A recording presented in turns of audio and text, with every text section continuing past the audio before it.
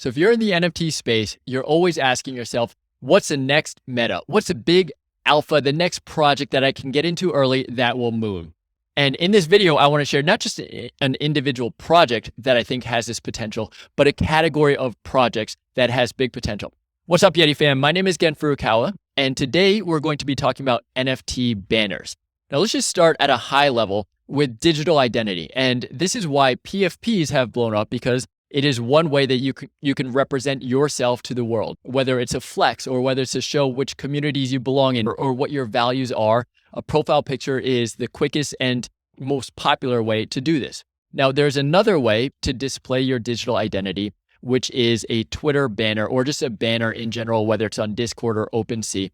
And so let's just start with what that is. A banner is going to be at the very top, a 1500 by 500 pixel image at the top. This is Gary Vee, obviously a big influencer in the Web3 space. And so he's displaying VeeFriend. So you can see the branding of it, maybe the colorways, maybe some of the social channels that he's on, and then where you can follow the VeeFriends community or join the VeeFriends community. So it's a big real estate opportunity. And an analogy that I like is if a profile picture is the face, then the banner might be the clothes, it might be the body, it might be the context to add more to the individual of the profile picture. So you can add a lot to your profile and your identity based on what you have as your banner. Now, here's just a small example of one that might not be so well. Obviously, one of the biggest CPG brands in the world, Coca-Cola, their banner, it speaks volumes because people are so familiar with it, but there's not a lot of information here. But if they were to have something that might represent them more as they move into the Web3 space, it's an opportunity. So how many banner projects are there that you can invest into?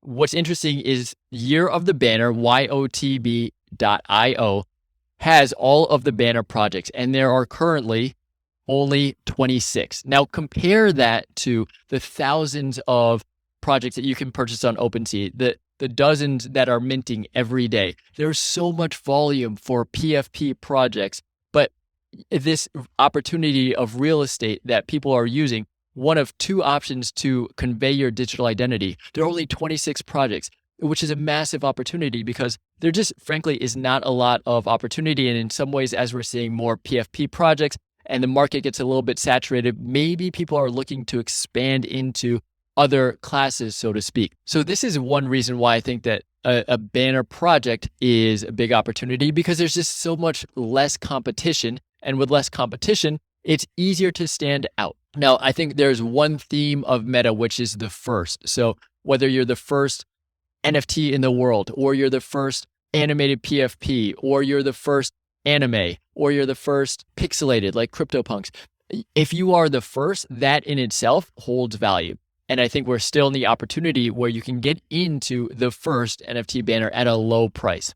Now, that might not necessarily in itself justify investing into a banner NFT, but let's look at a few projects. There are two projects that I think are exceptional and worth mentioning in this video.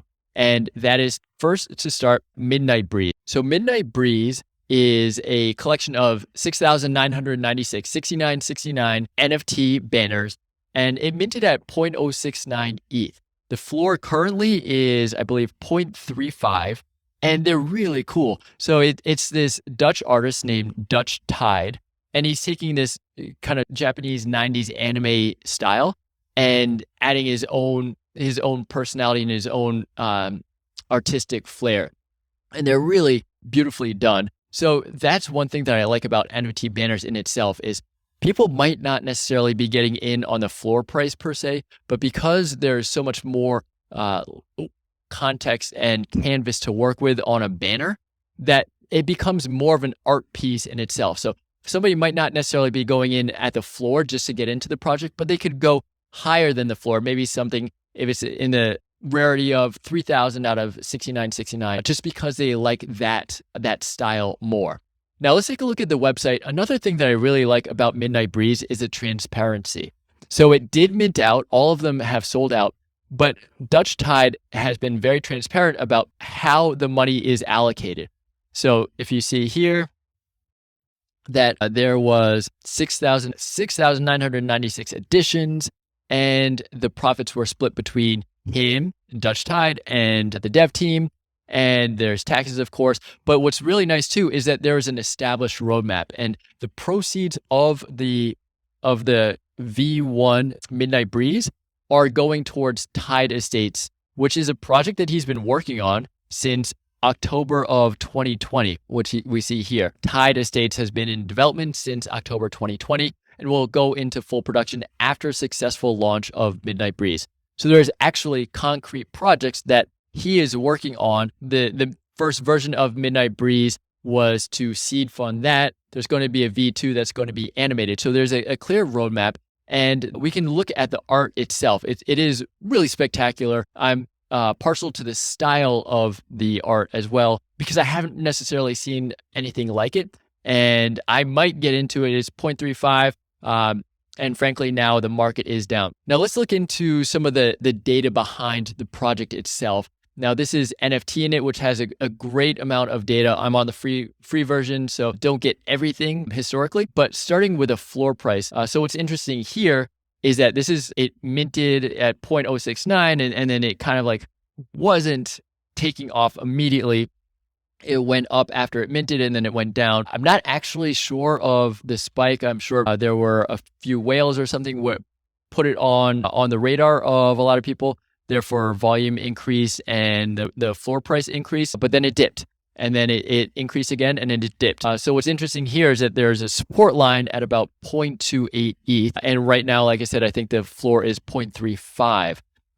And in terms of volume, there is a fair amount of volume. So it averages 36 sales per day and about 16 ETH. This is the trend line of volume over time. So this spike on February 21st correlates with the increase in floor price, and then it dropped down and a spike. And so it's still kind of like middling at this 36 sales per day. Here's a look at the floor strength. So what is the price that people are listing their NFT at? Not necessarily a thin floor where it could go up quickly, but if we're averaging 36 sales, enough where there could be upward movement because there's 13 here and 18 here. So basically in one day, the floor could clear out at say 0.42.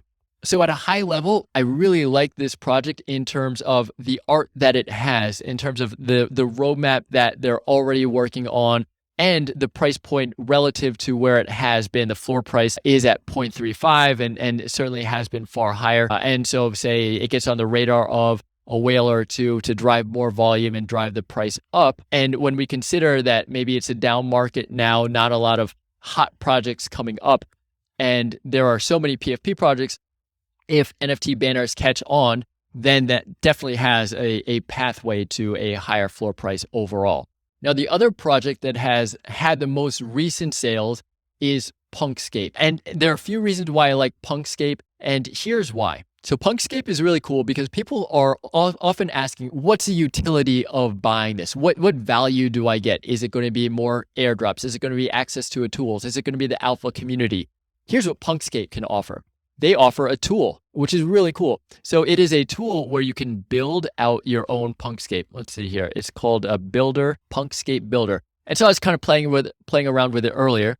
And basically you can just play around. You can add from any of your projects. So let's say, for example, that I am a sup duck and I can choose my specific duck. So again, this would complement, I would have to add my specific ID, but it would complement my profile picture. I would add this and then I can change the sizing. I can move it around. And then I can also add different stickers, for example, like we're all going to make it or we're going to make it, whatever. So this is kind of cool. So people can just kind of like create their own, change the background of their different Punkscape and then save it. And then so I could save it here. I can just download it and then I can add it to my Twitter profile. Now, what's really cool about this is basically a viral loop that for free, I can be an advertiser. I can be an ambassador for Punkscapes. I don't have to buy into it in order to show it on my profile, but I can still combine it with the project that I do have. So if I am a sup duck, I can show that with a backdrop of a Punkscape. And I just think that's really cool because it gives free exposure to the project. And also it adds utility because it is a tool in itself. There is another tool where you can basically build this out. And this is specific to punks, where you can add your specific punk with your specific punk scape. You just change the ID here. So let's say, for example, it's whatever this punk is and this scape. So I'm just kind of like mixing and matching crypto punks with a punk scape. That's very cool. So it's maybe built for the crypto punk community. I was curious to know how many crypto punk holders also own punk scapes, because that might be a nice indication. Are there a lot of whales? Because presumably everybody who holds a crypto punk is a whale. How many of them are overlapping? Because that might be also an indication, okay, if there are a lot of crypto punks, then this is early and it could increase. And it turns out that there are 68 mutual holders of both. So not a huge amount for a 10K project, but enough. And it's just kind of like an interesting comparison. So you can see what is maybe the next blue chip opportunity. And by the way, this tool is called Coniun, CONIUN.io, which is a nice way to see the overlap of different projects. So in conclusion, I just think banner NFTs are a nice opportunity, because if we consider the ways that one can demonstrate or display their digital identity, it's a PFP and it's a profile, it's a banner ad. And right now, PFPs are all the rage. Banners are getting not a lot of love because there's just not a lot of opportunity there, or not a lot of options in order to invest. So there are 26 projects. Let's look into them one by one, do your own research, of course, but there is a lot to go here because we're still so early in this. So anyway, that's all for today. I can't wait to share more of my strategies and research. I will talk to you soon.